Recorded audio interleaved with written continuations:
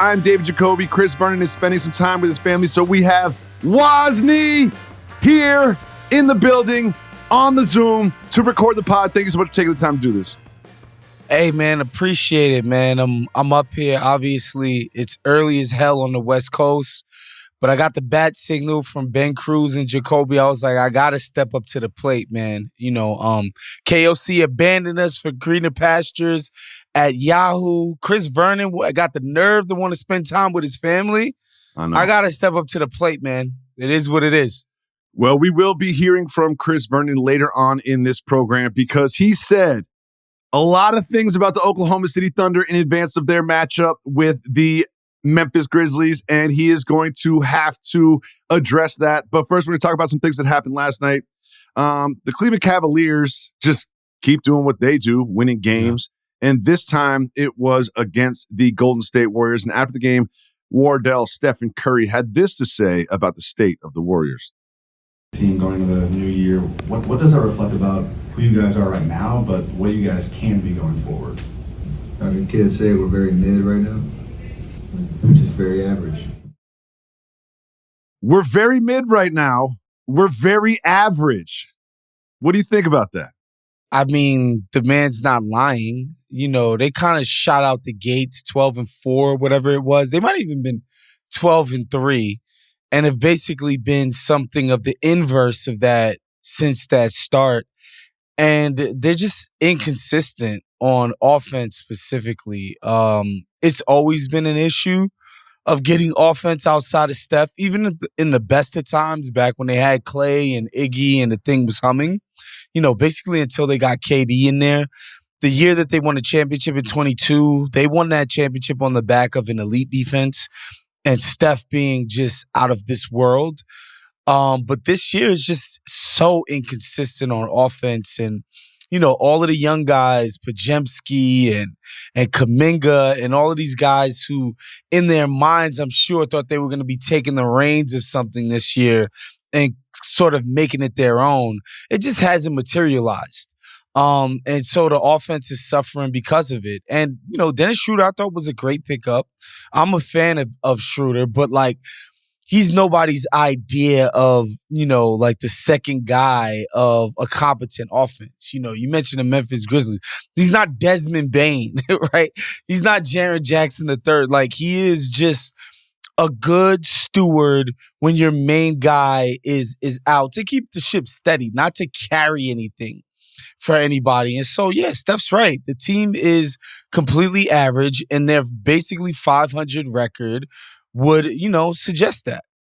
Now, as we get towards the new year, we all start looking at the trade deadline and potential trades. And you've got this sort of timeline with Draymond and Steph is already talking about his own basketball mortality and seeing the end and knowing, understanding and recognizing that it could possibly be in the next few years for him. Do you think that the organization sort of needs to make a deal to go on one more run with Draymond and Steph? Yeah, I would like to see it. I think it's funny because the new CBA, not the new CBA, but the new tax ramifications for overspending, second apron, and blah, blah, blah, all of that talk. People tend to associate that with the smaller markets and how cheap they are, like people like the Cronkies, which I think is fair. But another group of people that really enjoyed it is the Lakers, who, you know, has like perennially been one of the more, you know, generous owners, we should say, in terms of spending more, way over the cap, spending into the tax. Like, Golden State is consistently in the Laker era carried one of the highest salaries in the league. But now the apron, it makes it so that it's not even a conversation, right? We don't even have to pretend like, oh, Lakers not doing enough for the team. He can just go out to the fan base and say, I can't do anymore. My hands are tied behind my back. I'm sorry, guys, and pretend to actually be pissed about it when I know for a fact, you know, even the richer owners are happy to be, you know, able to justify their cheapness going forward. And so I think what's happening is that Lacob and his sons, Kendall Roy and them over there in Golden State's front office, I think they just got it in their head, like Steph and Draymond, like we're going to sort of play out the string. They're our legends. They're the greatest players in the history of our franchise. We're going to play out the string with them. We're not going to put out a processed Sixers type of product, but like we're not going to really try to lift a finger or take a risk and try to buttress what they're doing right now. That's what it feels like, the tack that they've taken, because, not pulling the trigger on a Levine or Brandon Ingram or, some of these other guys that have come up. I know they got involved in Jimmy Butler for a little bit, but I'm sure they didn't give them, Pat Riley, the Godfather offer to get him over there. I think that's just the sign of what it is. It's like, we're good with just being this mediocre team. We're not going to go out of our way to take a chance, possibly, forfeit some future first-round picks and some quote-unquote assets. Because, these guys, whenever they draft a guy, they just fall in love because they think they believe in their own genius. And so that genius is reflected through a lot of these draft picks in their own mind. And so I think Golden State is just kind of going to be in a holding pattern because ownership has decided it's time to do that. I don't see Ingram, Butler, or Levine being traded to Golden State. And they were very loud about how they made moves to get Paul George. And I think it's one of those things where they say, look, we're trying. We're trying, but I don't see them actually doing anything to You mean make a Danny Ainge special? Every time a superstar's ever been moved? Oh, we tried. We tried really hard. I did. They said I tried to make a reservation. They didn't have anything available. That's what it feels like. Now, really quick before we move on from the Warriors, which we will shortly, is I want to get your take on this because I don't even know how I feel about this, right? We've all seen the clip by now, and it happened a few days ago, and it was Draymond Green being picked up by Court Mikes yelling at my guy Chavano, Buddy Hield. His real name is Chavano, by the way, which I find fascinating. and then after the game, sort of speaking on that and saying, well, he hasn't played a lot of meaningful basketball, and I have. How do you feel about his statement after the game about his statement during the game? As with everything that Draymond does, he's generally right. Like, he's usually, like, his hit rate on being, like, just the pure fact of, is he right or is he wrong about the point that he's trying to make? Whether it be with KD, whether it be with Steve Kerr, whether it be with all of these people, his teammates. Now, Jordan Poole, that was just wrong. But, like, even that was spiritually right because we know that Jordan Poole was kind of a bit of a shithead. Like, Draymond is generally always right. He just delivers it in the worst possible way pretty much every single time. And again, I think he's right here. Obviously, Buddy Hield has not been in a lot of big games. He hasn't played on a bunch of 61 teams. He hasn't been through, the crucible of postseason basketball, which is like the harshest, the most disciplined sort of like you have to get your ducks in a row every single possession, make every rotation, hit every single assignment, close out on the right guy, leave the right people open. Like, you have to do that at such a high level. Buddy Hield has never experienced that. And then also, if you talk to anybody in Golden State, like people like Buddy Hield, but Buddy Hield is the actual definition of that stereotype of your buddy and your uncle who loves college basketball more than the NBA. What do I mean by that? Like, yeah, Buddy Hield is like gonna have on a bunch of jewelry and all of that stuff before the game. He does not care about anything but scoring. Defense is optional. He is the embodiment of when people say, oh, NBA players don't care about the right things. Like, they're not fundamental, blah, blah, blah, blah, blah. It's Buddy Hield that they're talking about. And so that's what Draymond is getting at. He's with this guy every single day in practice and shoot. He knows what Buddy Hield cares about. And it's not it doesn't always necessarily line up with the ultimate level of winning basketball. It was all cute when they were 12-5 and Buddy Hield was shooting 54% from three and they were winning games. And now when they start getting mid, to use Steph Curry's term, we're gonna, Buddy Hield is taking some shots from Draymond in the post game. A couple of things that happened last night. The Sixers, made light work of the Blazers. I'm very critical of Joel Embiid. I was very critical of him last year in the playoffs, and I was very critical of him when he first came back this year. He didn't look like himself, but I have to say, watching him just move on the basketball court, it seems like he is rounding into shape. His lateral mobility has been up. He had 37 and 9 last night. Do you think that Embiid is starting to sort of find his stride this season? Yeah, I think he's finally rounding into form, and it's taking a little bit of time, but at a certain point, we have to realize that before he went down last season, he was averaging like 36 points a game, right? Like he was threatening Michael Jordan in 88 levels scoring efficiency. Like he was having one of the best scoring seasons in the history of the league. That was just a year ago, right? So the idea that he would have some like crazy precipitous drop off where he'd be like a 21 point a game guy, like that was, sort of out of the question. It's just with Embiid, as always, he has to get his conditioning right. He has to start feeling comfortable with his legs, and then we'll start seeing better results. And I think another thing that I would encourage fans to do is just accept, like, this is what it's going to be. This is what it is.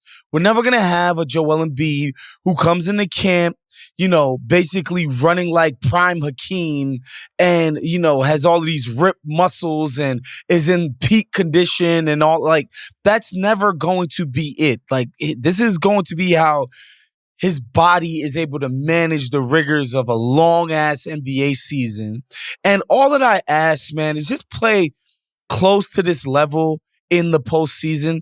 We're not even saying be better than this. We're not even saying outpace what you did in the regular season. You should be even more focused. It's like, play somewhere close to your regular season level in the playoffs. Because goddamn, has he never done that ever once in his entire career for a postseason. Like, again, the best players is like not asking you to reach some quote unquote new height. Be close to or as good as you were throughout the course of an 82 game sample. Just do that. Everybody will be happy if Joel Embiid plays this good in the playoffs consistently. Yeah, so one of the things, I'm not going to have this conversation because I'm so sick of hearing like they shoot too many threes. We need to get rid of the 3-point line, limit the amount of threes. Like, I'm just so tired of that thing because I love watching basketball. But some of the best players, if you look at like the top 10 players in the league, I'd say 4 of them operate in the mid-range. And Joel Embiid is one of those. Like these turnarounds, he's hitting right shoulder turnarounds like 15, 12 feet just over and over and over. And when he does that short roll and catches it at the nail, like he will jab step you and shoot, or he'll shoot over you. And it's the same thing with KD and Chris Paul and DeMar DeRozan and Devin Booker. Like there are so many players that operate in the mid-range that like, I'm just sick of the narrative. Like, oh, they shoot too many threes. Like watch Joel Embiid, watch Kevin Durant. Like some of the best players in the league that score the most points are getting it done in the mid-range, and that's something he did easily last night against the 17 centers that the Blazers threw at him. Finally, we had the Nuggets last night. They beat the Jazz. Everybody beats the Jazz. But there's something happening this year. As a Russell Westbrook doubter, as a Russell Westbrook hater, do you feel that Russell Westbrook is having like a John Travolta in Pulp Fiction, like I still got it moment this season? Are you feeling that? I think it's two things in combination because I'm at once a Russell Westbrook ultimate skeptic, but also just the ultimate believer in the greatness of Nikola Jokic and its healing powers on people that he plays with. Like, I will never stop submitting this as an example, but that fucking Serbian national team had no business being good at all. Oh. They had no business damn near beating the Americans. They had no business winning the bronze. Like, but for the fact of Nikola Jokic, and I just believe in his powers to elevate the guys around him. And so I think that's one of the things that is working, and his ability to just make anything work with anybody. Like, it doesn't matter who it is. He's going to find a way to make it work. And, to Russell Westbrook's credit, his defiance, his his fuck you nature, like, oh, you think I'm cooked? I'm not. And sometimes that's been to the detriment of his team for sure, where, the guy's just taking 20-foot long dribble pull up, no matter what, no matter how much a team is daring and begging him to because it's going to hurt his actual team, like his refusal to stop. I think that same mentality is working in his favor in Denver, where he just refuses to be completely washed and has made himself, an actual useful piece, in terms of a transition team and a team that likes to plod and be, in the half court and giving them that element and just being an energy guy. And also what I do think is important to mention here, if you talk to anybody who has been around Russ in any of his stops, the guy is genuinely off the court one of the most beloved characters in the NBA. Like in terms of human character, Russell Westbrook is an A+ individual in terms of his reputation. So I'm not surprised that the people in Denver have already fallen in love with him, because that's been his reputation every single place that he's gone. And so, it's nice to see that it's actually working out on the court that way too this year. And when you talk about Jokic being sort of the rising tide that floats all the boats, and the name that comes to mind is Aaron Gordon. Like Aaron Gordon in Orlando was like, I guess what a happened? Star. Like I guess like they didn't just have anybody else to get their own shot. But then he gets to Denver and he's like, wait, I just stand in the dunker spot and just catch lobs all day. Like that's all I have to do. I don't have to shoot a jump shot. I don't have to dribble. And he's got to completely revitalize his career. And Jokic has made him a lot of money. And I think that Jamal Murray can also thank Jokic as well, because he has been disappointing. Oh my God. Yeah, he's Jamal been so Murray, it's hard man. to believe he would have earned all the deals that he has in a different context. And I love Jamal Murray. And the bubble Murray Mitchell matchup. Do you remember that? They're scoring 50 against each other, just going back and forth with 40-point games, 50-point games. And Mitchell has continued on that trajectory, and Jamal Murray, for injury reasons or whatever reasons. I think it is the injuries. I think like when people were saying the bubble, I think he would get peeved about it because it was like this implication that it was some lightning in a bottle that he caught. I just thought physically he just felt great. But he's always had these injuries pretty much since he came into the league. He's had these nagging concerns, and I think it's finally like truly caught up to him. And he's now got to, it's almost like Chris Paul, like pre and post knee situation, where at first, like Chris Paul would just breeze by every single defense. Like you just could not stay in front of him. He was unstoppable and mega athletic, finishing at the cuff. He was just crazy. And then post that knee situation, he found a new way to be, extremely effective. He's still all NBA. He was still on defense and offense. Like but it took some adjusting to the new realities of his physical, body. I think Murray is going through that same adjustment period. He's got to learn how to be effective with his new, diminished athleticism. I do want to talk about the bubble just for a quick second, because there's some things that happened there that I think that history hasn't shined a light on enough.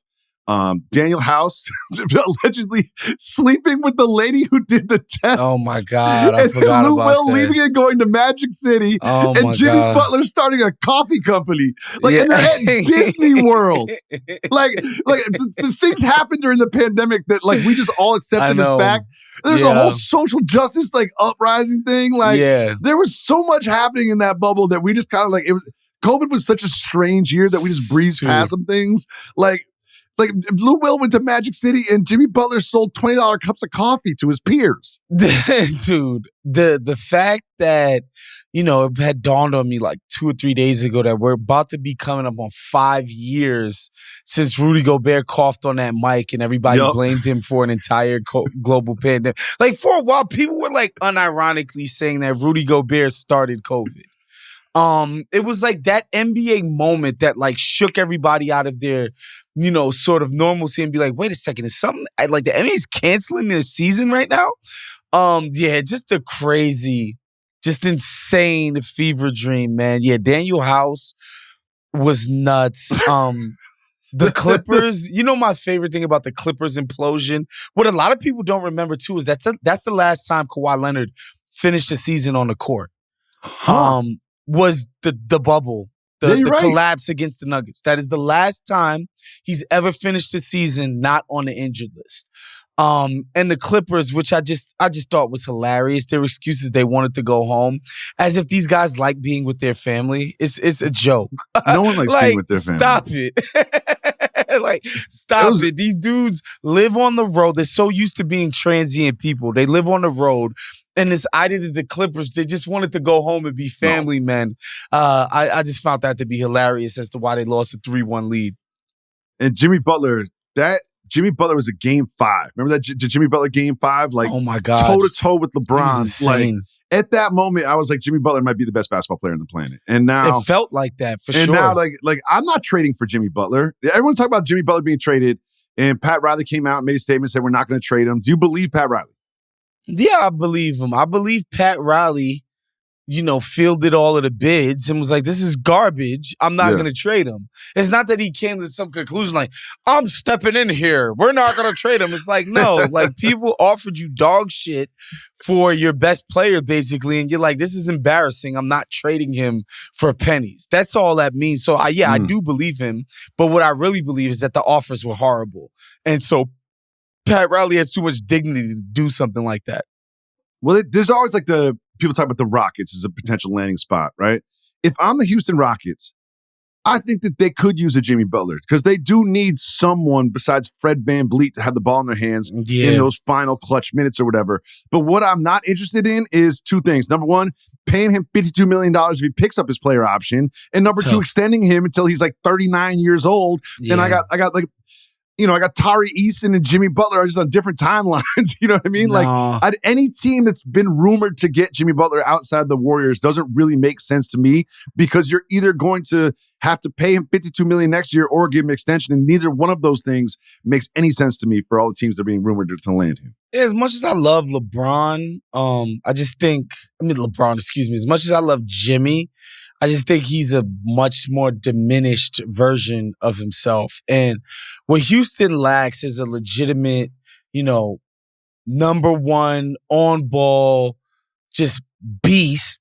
And Jimmy just doesn't seem to be that anymore. I don't know why they would trade for somebody who isn't like on his way to doing that or really close to on the doorstep of becoming that, or has, is right now not just has a proven track record, but is doing it this season. Jimmy Butler just isn't doing that this season. And I don't think it's like, oh, he's saving himself for the playoffs, blah, blah, blah. I just think all of these injuries have finally added up and he's not that guy anymore. He's in his mid-30s. What is he supposed to do? Like, he's had a great, long-ass career. Minutes logged. Don't forget, this guy once played for Tom Thibodeau, y'all. This guy has some mileage on him. And so, I echo those sentiments. I don't think Jimmy is the right move for the Rockets. While we're talking about the Heat and Rockets, we have to mention the Thompson-Herro dust-up and the subsequent suspensions. What'd you make of that sort of, it went a little bit further than most sort of NBA skirmishes go moment? I loved it. Loved it.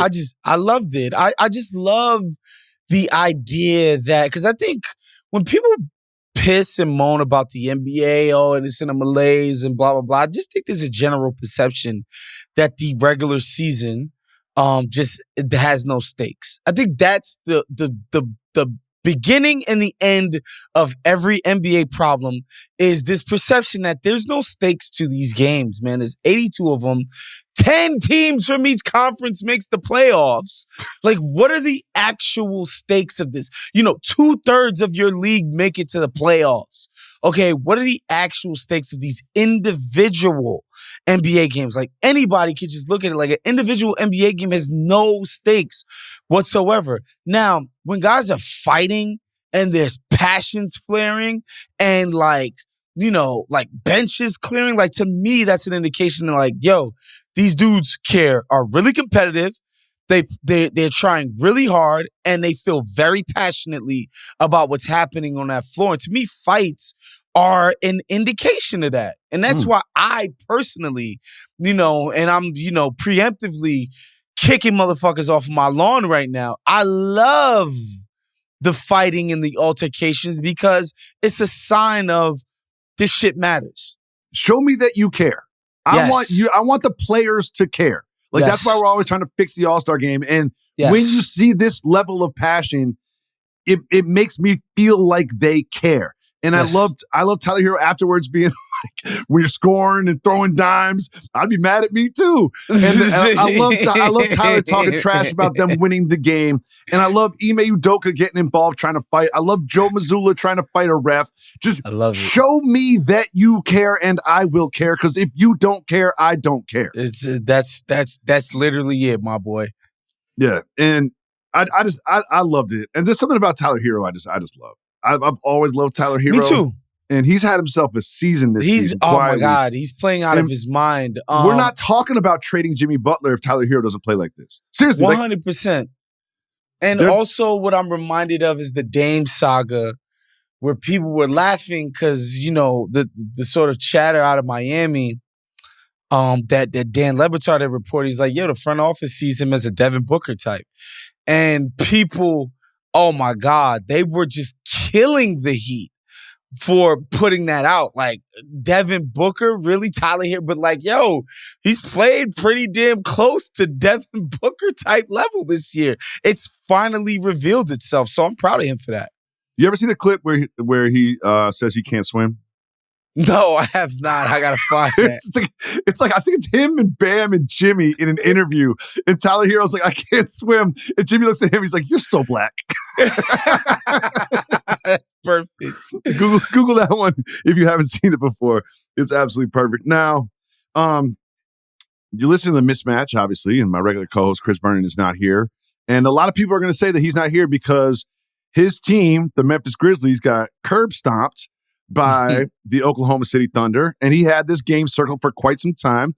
The people of Oklahoma are very passionate about their Thunder, and Chris Vernon is very passionate about hating on the Thunder.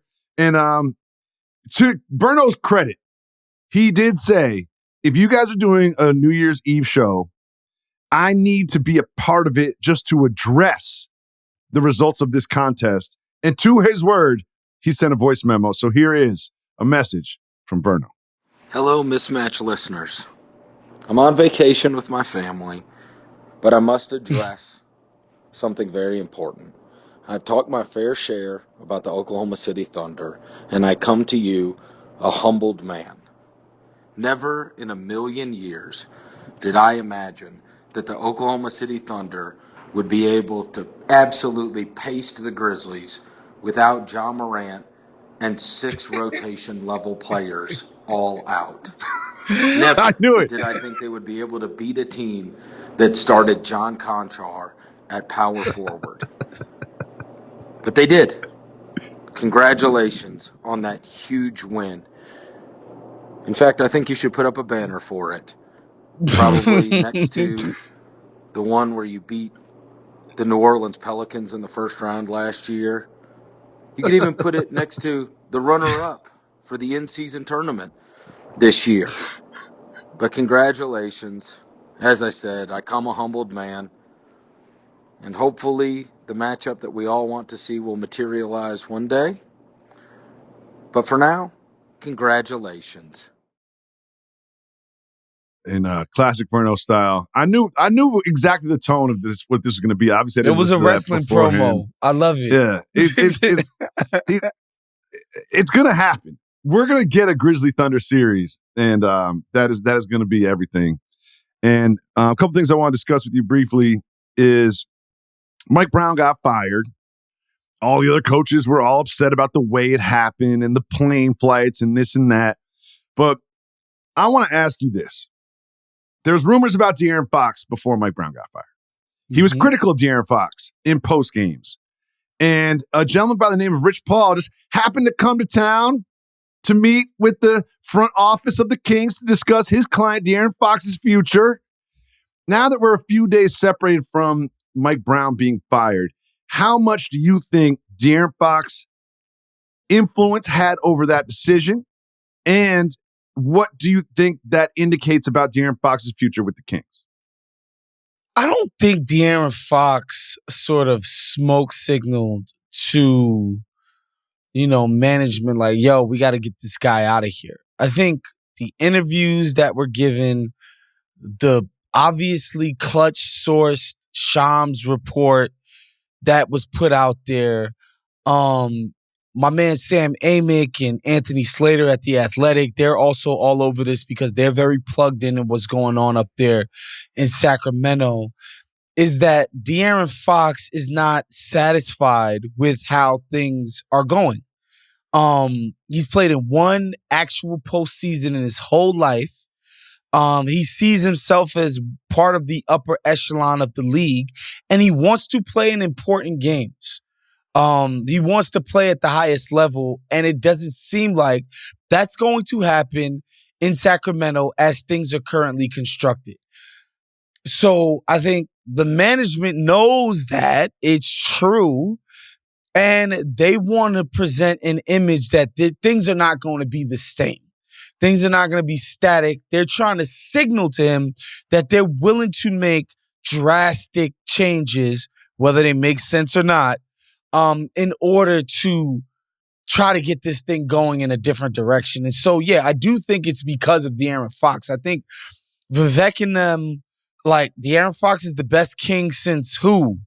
Since Chris Webber in his prime? Boogie you know what I Cousins? mean? Come on. Yeah, Boogie probably Cousins. since Boogie Cousins. I guess Boogie Cousins was a pretty good player, but like they never were as consistently good as 48 and 46 wins in a season. You know, hosting, home court advantage in the playoffs. They've never done that. They never achieved that with Boogie Cousins. Last time they did that was, that legendary Sacramento's Kings situation. And so I think Vivek and them are really dedicated to keeping Fox in town. And so because Mike Brown might, he was definitely ruffling the feathers of more than just De'Aaron Fox, they decided to do something drastic again to signal that something grave is going to happen in order to change things. I just don't see it happening for real. And I feel like the writing is already on the wall that De'Aaron Fox is going to bust a move at some point here. Yeah, I used to watch a lot of reality television. Now I pick and choose my spots. And one of the shows that I used to watch was Basketball Wives. Have you ever seen that program? Oh, Lord. I've seen glimpses, and I know where you're going with this. And Jackie Christie, man. Oh, I don't know Lord. if she was doing it for the cameras or she was doing it for the TV show or whatever, but she was something else. And the idea that you're going to have the head coach be the husband of Jackie Christie, like that just can't be a good indication. And I don't know this woman personally, so I can't really speak on her behavior, but on that program, whether it was for the cameras or whether that was truly her, wow, bro, just wow. I take pride in not being a Neanderthal and being like a modern man or whatever, but like instinctively watching Jackie Christie, what popped in my head is like, you need to control your wife, man. Like, you need to get some control. Like, she shouldn't be doing this publicly, saying these things about you guys' marriage. Like, you need to get a hold of this woman. It's like people need to look at some of the things that she said. One of the craziest things to me, the craziest thing Jackie Christie's ever said in public was that she basically lived on the road with Doug Christie. Yeah, they used to follow the bus. Which is just, I guess the average person can't really understand the travel requirements of an NBA player. Like, just imagine just being on the bus and just having this this Ford Escort follow the bus everywhere, dude, because Jackie Christie is driving it behind the it's team bus. Insane. Like, pretty much all of these guys, like, it's not pretty much all of these guys' significant others, they stay home. Like, they're raising a family. Like, they have lives and roots in the cities that, they've ended up living in. Like, they're part of the community. Like, they can't just be on the road basically 6 to 7, 8 months out of the year. It just makes no sense. That Jackie Christie was just so paranoid that Doug Christie might get some trim on the side. So she basically, like, followed this guy around for... Bro, and again, like, some of these NBA cities, God bless you. And they travel after the game. So they're traveling at midnight or whatever, going from Chicago to Charlotte. And how do you even get there on your own flight? I'm sorry, bro. I'm not voluntarily going to Milwaukee in January. It's not happening. No. I'm not signing up for that. No. Jackie Christie, though, Shout to her. Shouts to her. Now, it's been a few days since the DFS trade. What does it do for the Lakers? What does it do for you? Like, what does it change the way you feel about the Lakers? It's marginal. It's marginal. Whatever. He's definitely a better fit for what they need. He definitely provides more needs than D'Lo did. Like, D'Lo's quote-unquote ball handling and shot creation was just a redundancy when you consider that, like, Austin Reeves, LeBron, and AD have ownership of the offense. And then you add that to the fact that he plays zero defense. It's just they don't need any of the things that he's providing, and they're sorely lacking, particularly point of attack defense. And just general perimeter defense and physicality on that end that they're lacking. And Finney Smith, like, he can make a wide open three, so you can't just leave him alone like he's some kind of bum. And he will bring some physicality to the 3 and the 4 defensively. And so he just fills a better need. Now, and I mentioned this on our podcast yesterday, at no point during the season watching the Lakers was anybody saying to themselves, the Lakers are a Dorian Finney-Smith away from championship contention. Nobody thought that. They go from a first-round exit to a first-round exit. That's what it looks like to me. Yeah, that's they what go it feels from a first-round exit to a first-round exit with or without Dorian Finney-Smith. I think the problem for the Lakers is still that in order for them to be the best version of themselves, LeBron has to be a first-team All-NBA caliber guy, and he's 40. That's their main, existential issue. His LeBron is 40. It was his birthday yesterday, and I got tired. I got tired of it being his birthday by like 9 a.m. I was tired. I didn't even want to. Every the algorithm knows I love LeBron, and it's like, all right, everybody, we're celebrating. It's his birthday. Like seriously, like we're celebrating like he's like Jesus Christ and it's Christmas. I'm like, all right, dog, it's his birthday. Enough social media. I've seen it, but he did speak about his sort of his basketball future, and here's what he had to say. It's pretty interesting. It won't be because I can't play this game at a high level. It won't be because of that. Because, to be honest, if I really wanted to, I could probably play this game at a high level for about another, weird I might say, about another 5 to 7 years if I wanted to. But I'm not going to do that. So, here's what I find interesting about this, because you think about the end of Shaquille's career, the end of Pat Ewing's career, the end of Hakeem's career, the end of Dwayne Wade's career, Vince Carter sort of being like a corner 3 guy on the Hawks. Like LeBron's not there. Like LeBron is an extremely effective, masterful basketball player right now. Like if we're just schoolyard picking guys, and you want to win one playoff game, a game 7, LeBron's going like 5th. Seriously. Like he's going like 5th or 6th. So I do sort of agree with him that while he is 40 years old and he's breaking all these records, he's played more than anybody else and blah, blah, blah, all the records, all the everything. I think that there are still 2 or 3 more extremely effective LeBron years left. How do you see this career playing out? I think LeBron is clearly like, so here's the difference between like NBA veterans at the end of whatever it is they're doing. I think there's what LeBron's doing, which is just completely unprecedented in the sense that like his max contract is justifiable. Yeah. At 40, he's got a max deal and it's justifiable. Most guys LeBron's age or, with his odometer, as Bill would say, are playing close to minimum contract level than they are max contract. And then there's those guys sort of in the middle of that, like Al Horford, who is much better than a minimum player, but he's nobody's idea of a max guy. No. And so I think LeBron is saying like, I'm going to play as long as I could justify my max contract. I'm not going to play as some vagabond at the end of somebody's bench. And I think he's just clearly so far from being a minimum player. Like, it's just not even a question. Like, Westbrook is taking minimum contract for somebody we just mentioned. LeBron is just nowhere near that.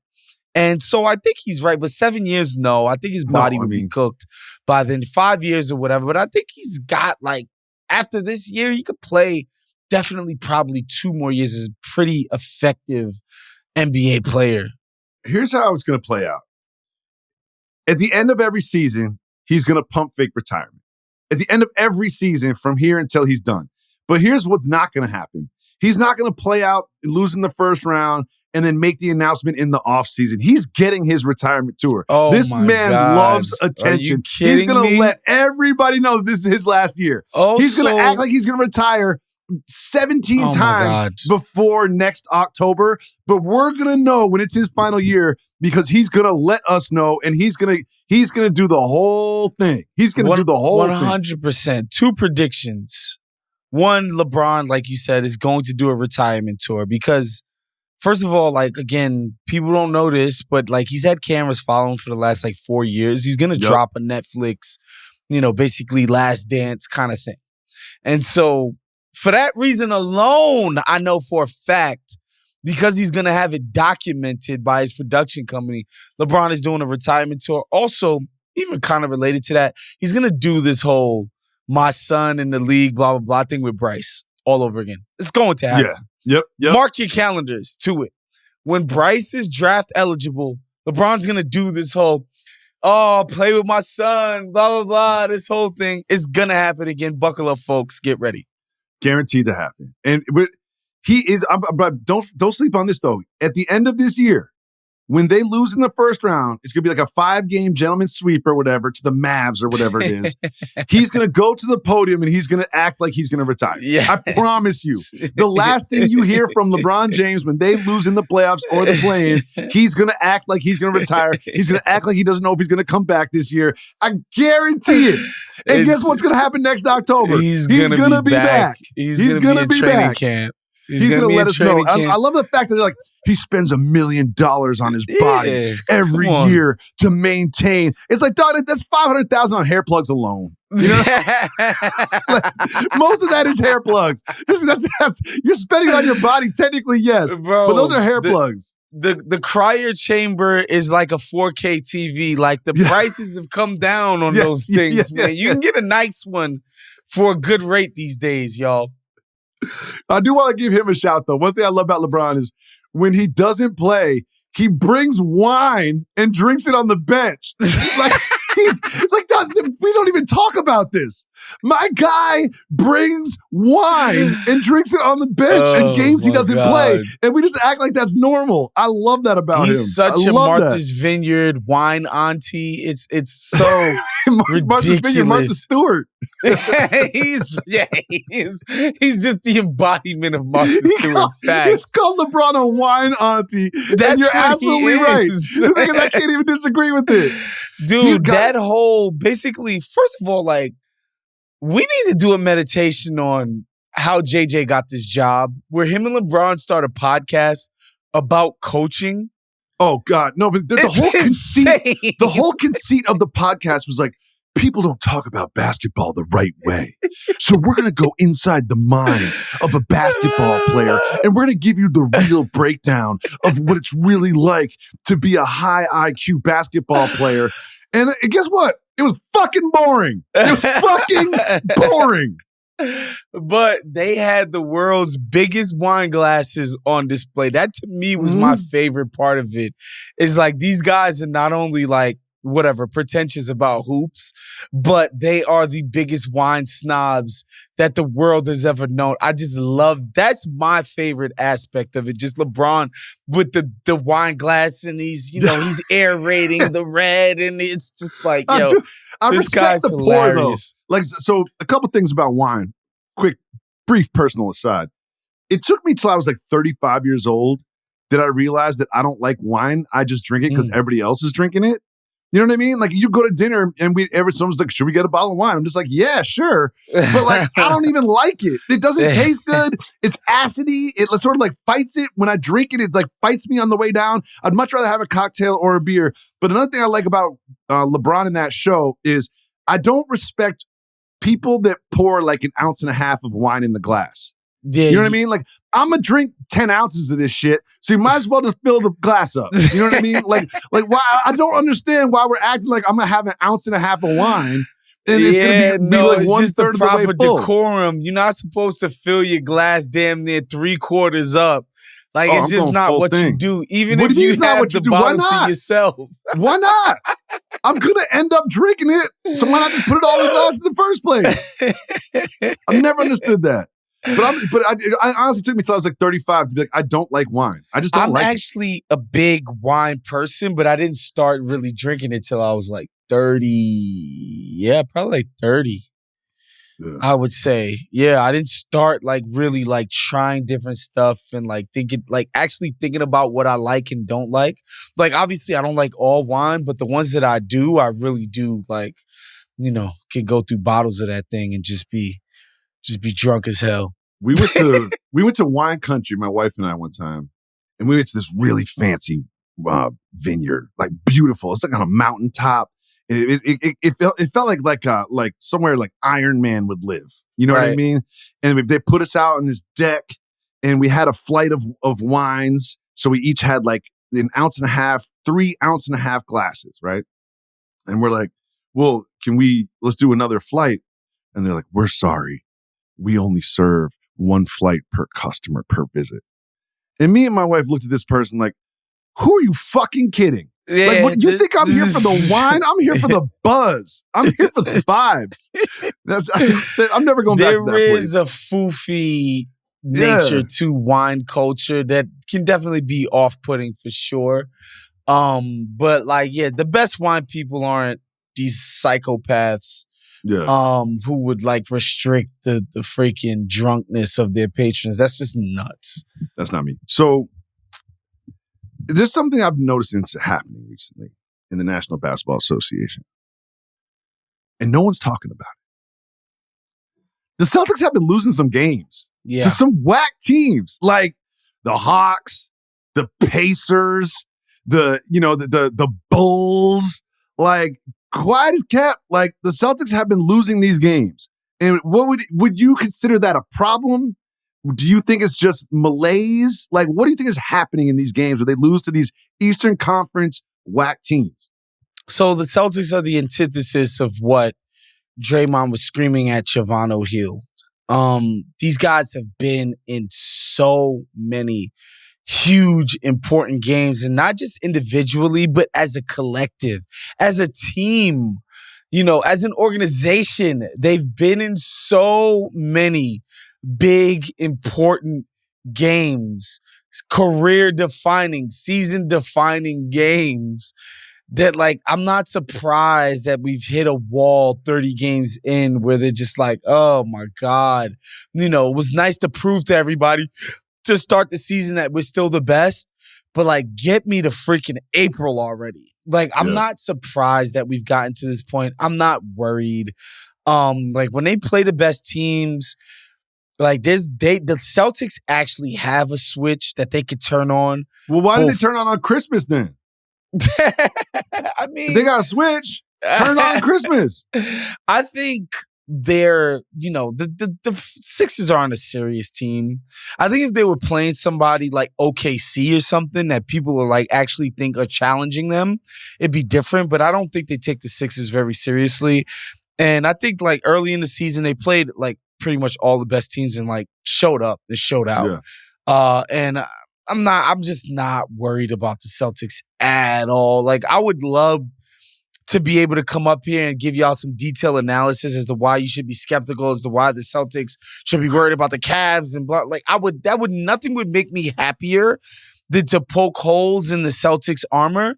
I just don't think that's the case sitting here in December, about to be in January with this team that is just so ridiculously stacked, has the institutional sort of, memory of what it takes to beat people up in the biggest games, and will be relatively healthy come postseason.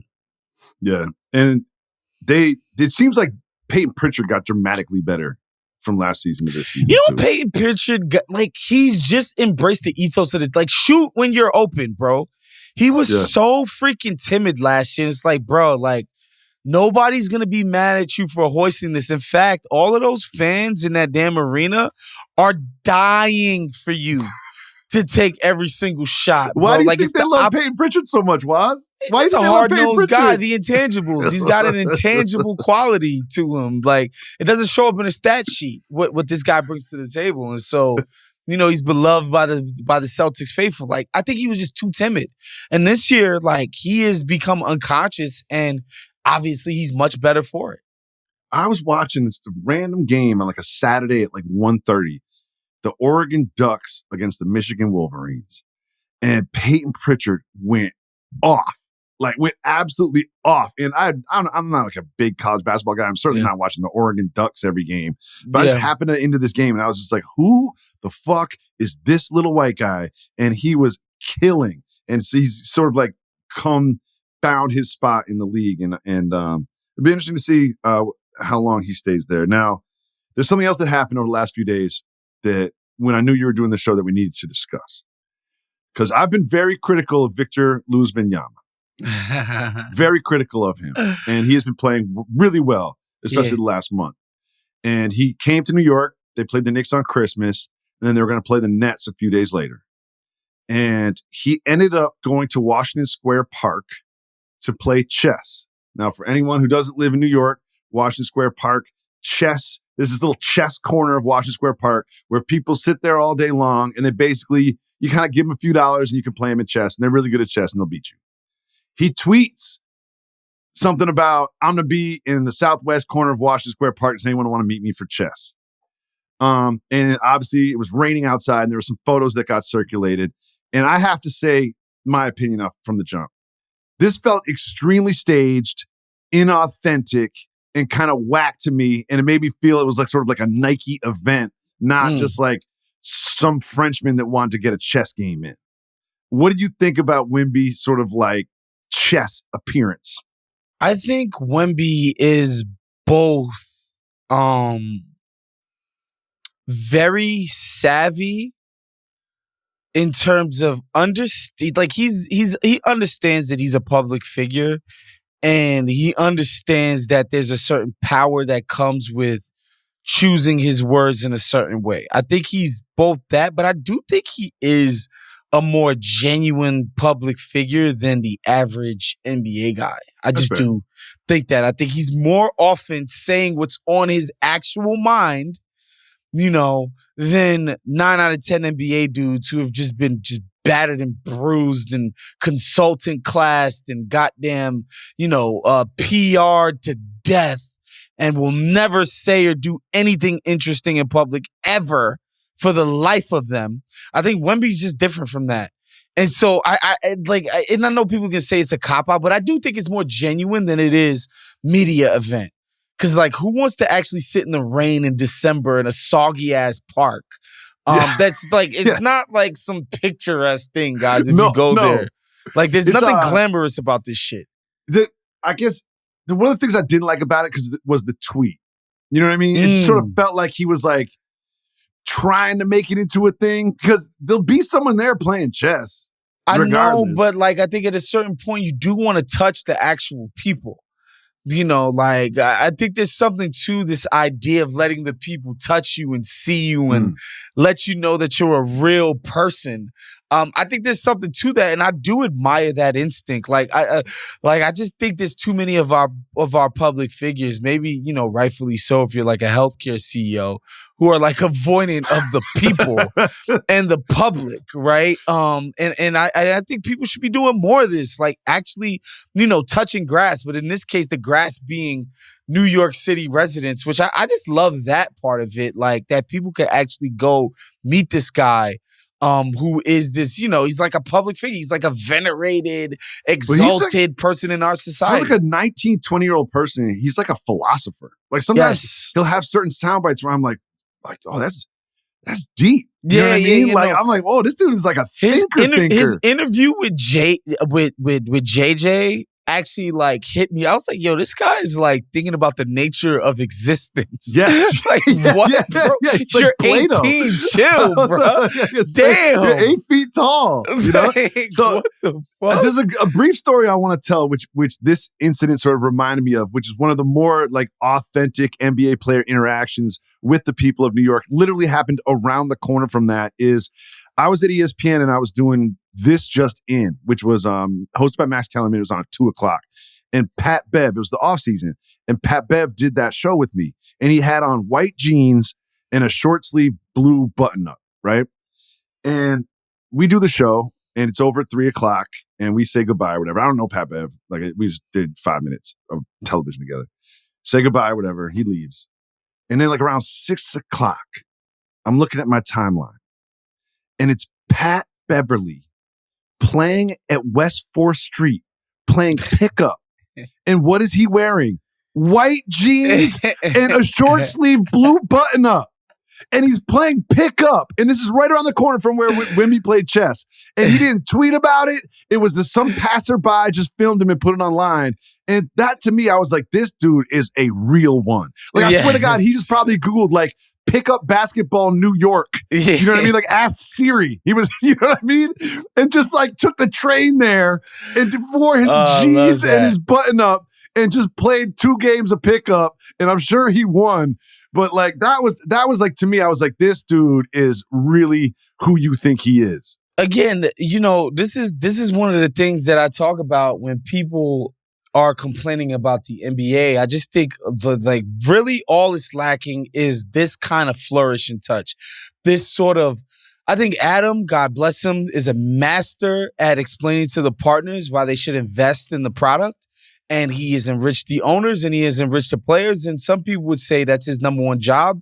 And so God bless him for that. I think the things that Adam doesn't really understand are the soul of the game elements. And Pat Bev sort of embodying what it means to be a basketball player. Why people should care is like, this dude will show up to a game with a bunch of strangers in his off season to hoop.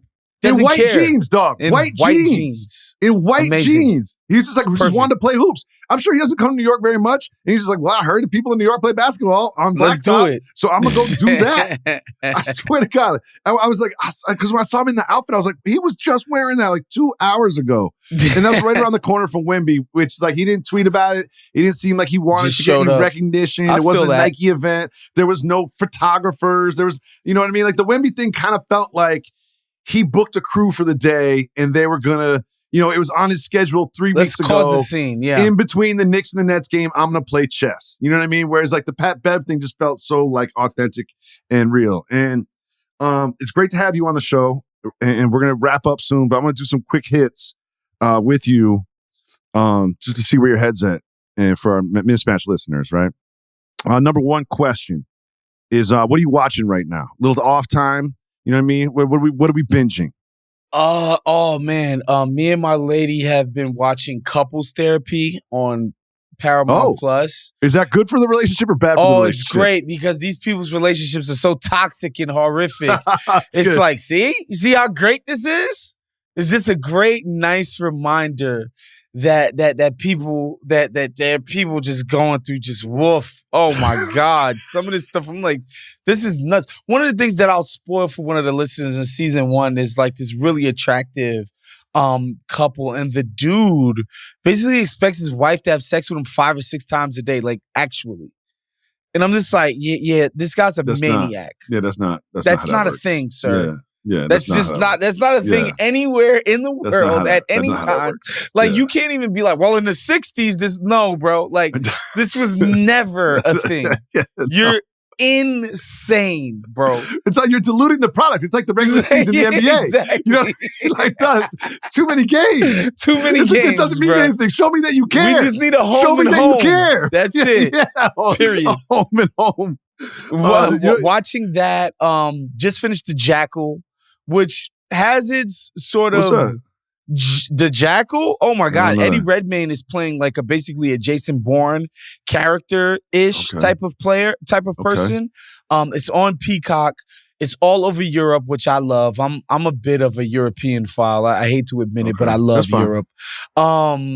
It's really good. He's like an assassin, but he's like all of the like sentimentality and like this sense of like doing the right thing and justice that's in Jason Bourne is just completely gone from the series. It's a pretty gnarly show. Do you know check me that and my out. wife just started? I'm like 5 episodes in. The Madness. Have you heard of this one? I have not. Who's playing this? Oh, it's on. I don't speak actor. Like, I don't know actors' names. No, who's showing it? It's Netflix. It's on Netflix. Okay, it's on Netflix. It's a limited series, probably about 6 episodes. It's really interesting. I'm digging that one right now. But you brought up couples therapy, but I've learned that sometimes those are bad for the relationship. Oh yeah, you know, like Fleischman's in Trouble. I don't know if you remember that show. Oh my God, Dog, I watched Jacoby that by was in myself. trouble. Thank God, Jacoby was in trouble. We fought because we live in that neighborhood.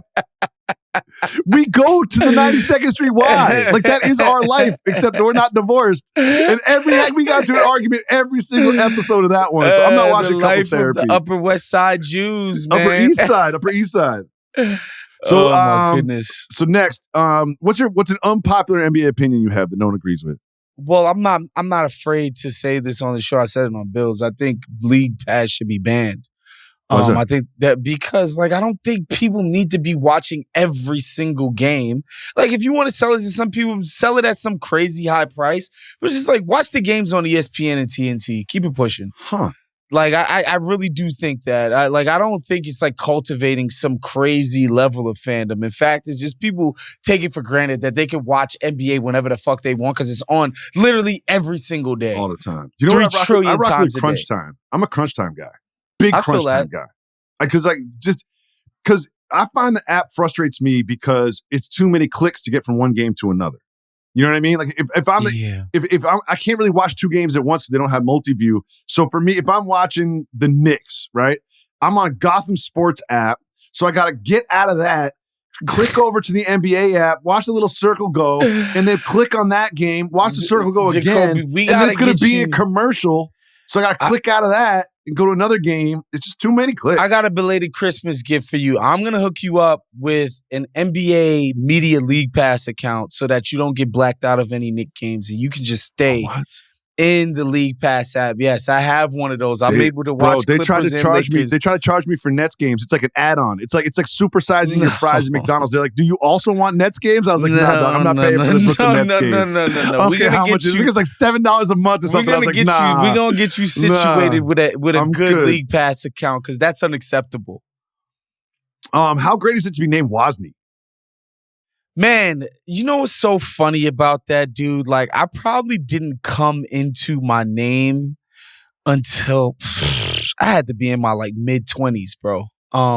Because when I was younger, like my last name starts with an L, so like I'm in the middle of the class. And so first day, like, when your name starts with A or B, last name, like you get that out the way quickly. If you're at a Y or something like that or a Z, like you're at the end of the class, you can just chill and wait. First day of school was just a nightmare. It's like you just literally sitting there waiting for the teacher to make a nasty face. Like they just get to their name, they adjust their glasses, they start maybe trying to word it, and then they inevitably say my shit wrong. I have to be like, yeah, that's me. It's actually said this way. Another thing that was kind of annoying is like every time I would introduce myself to somebody for the first time, like, and it still happens, like I have to say my name like 17 times. Every single person that I meet, the doctor's office, the whoever, anybody, receptionist, everybody, you have to say your name a bunch of times before they get it wrong. I remember saying to I had to be like 8 years old. I asked my dad, like, why didn't you just name me something like James? Yeah, he's like, you don't like your name? I think your name is great. Name. Blah, blah, blah. No one else is named Wosny. Have you met another Wosny? No, never. There's other people like Wozniak and, there's like other variations of it. But no, there's never been. And now, like you said, it's like something that I'm like so easily identified by. Yeah. And like people remember my name. Or they always remember my fucking name. Like people that I'm just like, damn, I don't remember your name. We only met the one time, but people always remember my shit. And so, like, yeah, I've definitely grown into like an appreciation, not even just acceptance, just an appreciation for my name. But growing up, it was brutal, bro.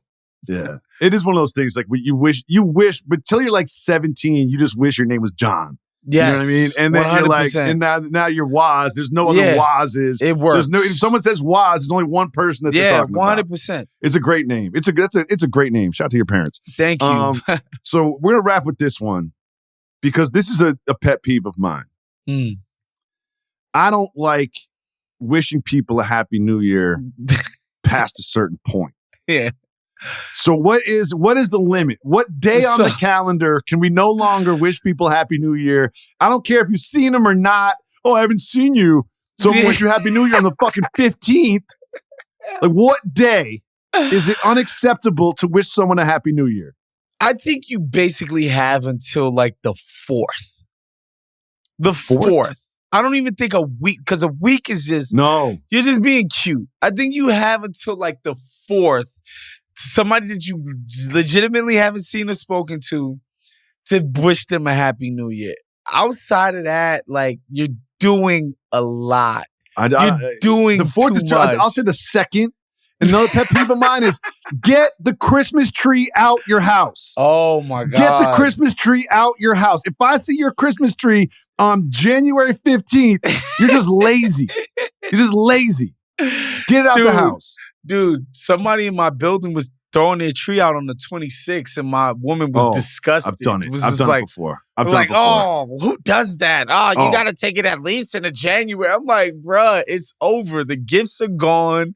Like, it's over. It's over. It's over. I used to live in this building, And I saw this Christmas tree on like Valentine's Day because they had it right in the window and it was lit up. God. And I was like, there's a dead body. There better be a dead body in that apartment underneath the tree, because if there's live bodies in that apartment, I don't know what's going on there. I don't know what is going on there. We got to get the Vibes Mayor Eric Adams on that, man. Maybe you can take time out of his schedule of attending rap concerts and stuff. It's the morning. He's gonna be out so late tonight, Christmas Eve. He's going to 17 parties. He's gonna have a police escort. He's gonna take a helicopter. Goodness. He's gonna end up in Bushwick. Appreciate you coming on the show, Woz. You can always listen to Woz on the group chat. And where else can we find you? We do In My Feelings on YouTube. Every now and again they got me filling in the blanks across the ringer, multiverse. And so yeah, man, check us out, man. It was just dope to be on here with you, Jacoby. Finally, man. We did it. We did it, Joe. We did it. Look at us. Who would have thought?